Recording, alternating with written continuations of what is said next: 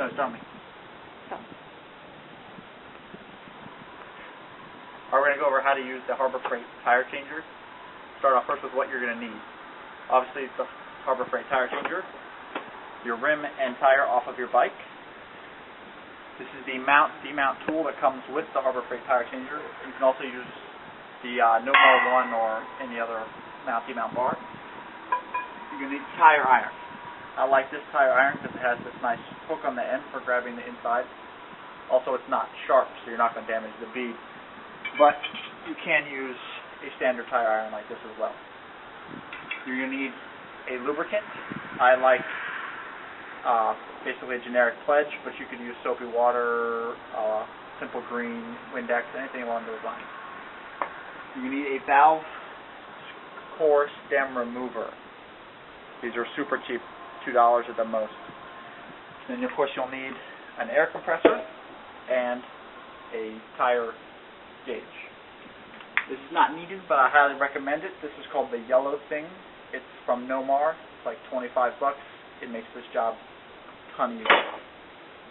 Alright, so the first thing is to remove the valve core stem. So, at the valve, take the cap off,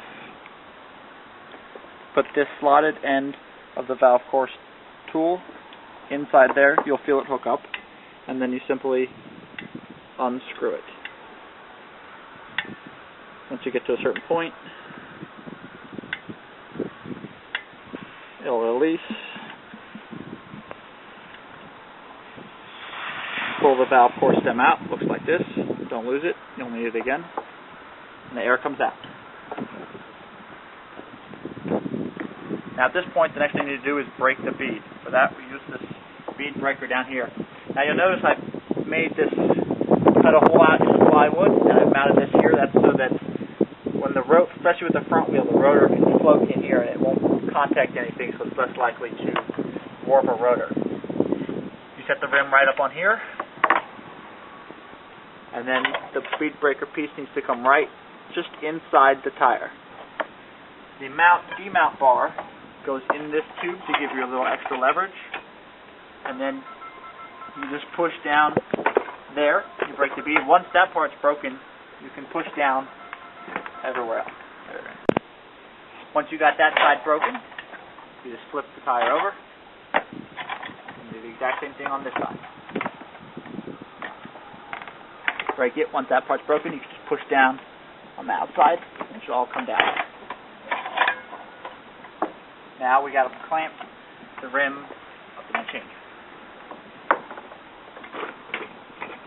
Fit. Zoom down in here so you can see the clamp. The clamp goes in between the tire and the rim. You don't want to make sure you don't get the tire itself. So you got to make sure you're on the outside of the rim there like that. Then you clamp it down. Put the screw back here. You want it pretty tight because otherwise the rim can slip and that'll scratch it. So you want it pretty darn tight. Okay. Now for removing the tire. Take a little bit of your lubricant. You don't need to spray all the way around, just about this first little quarter here. Starting right at the arm, you take your tire iron and you're going to hook the edge. And as you pull it up, you put in your demount bar. Oh, forgot you have to drop this piece first. Right through the middle of where the axle goes. Anyway, so as you pull up the tire iron, you pull up with the demount tool. And then using this as a pivot, you simply slide it off. If it's a little tight, if you're having trouble getting it started, if you push down on the other parts of the tire, it'll give it a little extra slack. It'll pull it off. Once you have the top bead off, to get the bottom bead. Again, starting right here at the arm, you lift up, and then you're going to come here, and then hook it so now the tire iron is underneath the tire. Pulling up with your arm to keep it going back down. again, pivot around. And now, the tire is off. Pull up the pivot post, and it comes off. Now to put it back on, first thing you need to check is the orientation of the tire. Every tire has an arrow, I think most of you are familiar with that, saying which direction they go. Some manufacturers of tires also have a light point marked. It'll be usually a big yellow dot. On the Pirellis, it's 2 red dots. That marks the lightest point of the tire. You should align that with the valve stem. This tire doesn't have that mark, so we won't have to worry about that. With your lubricant, we're going to spray all the way around. Doesn't need a whole lot, just a little bit. And then you're going to come at an angle like this and just push it on. It should push on pretty easy. Now we drop our pivot bar again. And here is where this thing comes in handy. Right at about 90 degrees from the arm, we're going to put him in.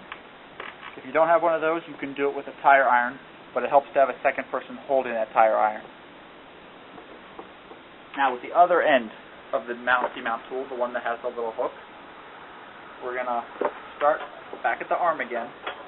You can get it going with your hand and then hook it on the rim like that.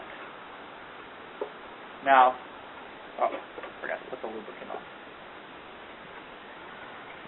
Here the lubricant's very important because it's going to get a little hard.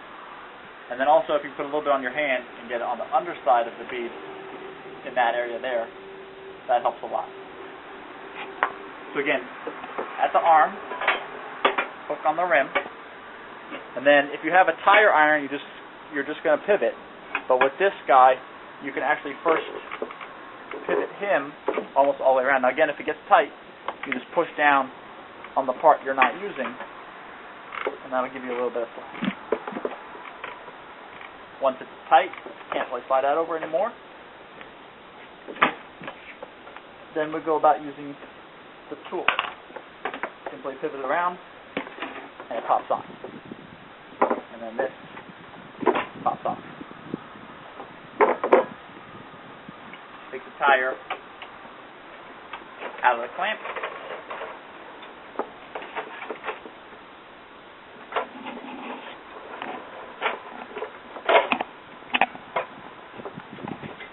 And now what we need to do is put that valve core stem back in. So again, with the same tool we used before, you see it just lines up right like that. We're going to put the valve core stem back in the valve core. Just screws right in there so it's tight. Doesn't need to be over tight. Once it's nice and snug, that's enough. Then we take our compressor. So we need to pop the bead on there. I like to use this kind of end for popping the bead because it lets the air get into the tire quicker. Because you're going to have an air leak right now. See right here where there's a gap there, so the air is going to be coming out. So if you have one like this is very restrictive, so the amount of air you're putting into the tire can sometimes be slower than the amount of air that's leaking, and you'll never be able to pop the bead. So with a nice fat one like this, we attach it, and then we're going to fill it up with air until we hear both the beads pop. We need both sides to pop. 1, 2. So they both pop now. Now at this point, you can switch to the air gauge tool, hook it up, and set it to whatever air pressure you want. Put the plastic valve cap back on, remount it on your bike, and you're good to go. Alright, now we're going to cover balancing a motorcycle tire. Again, using the Harbor Freight motorcycle balancer. It is identical to the Nomar one. I've used the Nomar one before. It's the exact same principle, works exactly the same way. You're going to need your freshly mounted rubber on your rim. You're going to want to make sure you have your spacers in, if possible, if you have them available. This is a spare rim for me, so I don't have spare spacers. They're on the bike, so they won't. But it's much better if you have the spacers and you get a tighter seal on these cones. The way it works is this rod here with a cone on each side. Slides through the axle. You see the cone gets tight there, and then you slide the other cone on, get it nice and tight, and then using your hex tool, you just tighten the little set nut, and it clamps it on there. The balancer itself has these nice bearing rollers. Just simply set it up on there, and you just let it do it, see where it wants to rest. As you can see, moving down.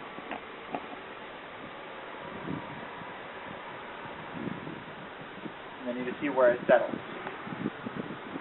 So once it's settled right there. Now I already have some weight on this bike, on this rim. So since it's not currently balanced, as you can see, as I move it around, it keeps wanting to go back to that low point. It doesn't want to hold still. The first thing I'm going to do is remove the old weights. You don't want to keep adding weight. So, pull the eraser's tape off, and here are the old weights. Now you'll need a small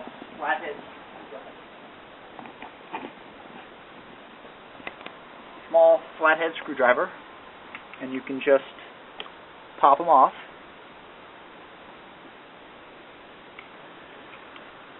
Just go ahead and pop them all off. These, you cannot reuse these. Once they're off, the adhesive won't work anymore. And now, once again, you wait and see where it's going to settle.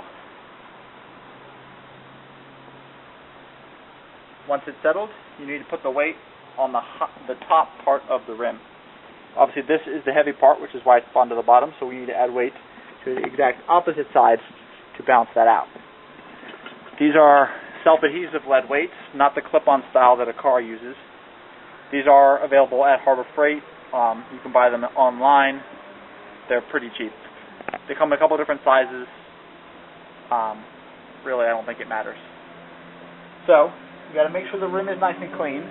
This is, like I said, this is a spare rim, so it already is clean. But if your rim is dirty, these won't stick. So you'll need to clean it first. And then we'll go ahead and right at the top, we'll stick 2 weights on for now. And then again, we're going to test it by moving it and seeing if it stays. As you can see, it does not stay. Just in a couple different spots. That's not enough weight. So, we'll go ahead and add one more.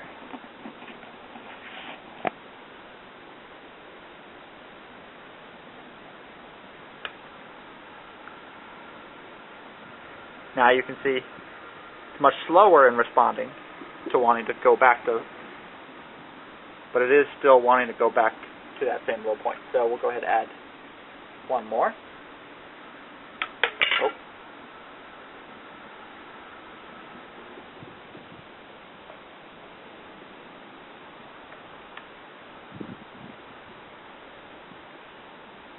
And now you can see it doesn't want to move anymore. I can put it in a couple different spots. No matter where I put it, it stays. Once you've got that, you need to check it at all different points. Don't check it just at one point. Check it all the way around. And once you have it so that it doesn't move, or it moves just a tiny little bit very slowly, that's good enough. Make sure those are nice and stuck down. And I recommend putting a layer of duct tape over. Some racers use a highly visible, like neon yellow, neon orange. That way they can double check easily that they have the tape and the weight on there.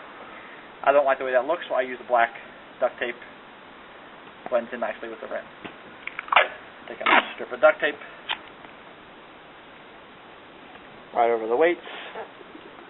Just, you don't want these flying off when you're going triple-digit speeds.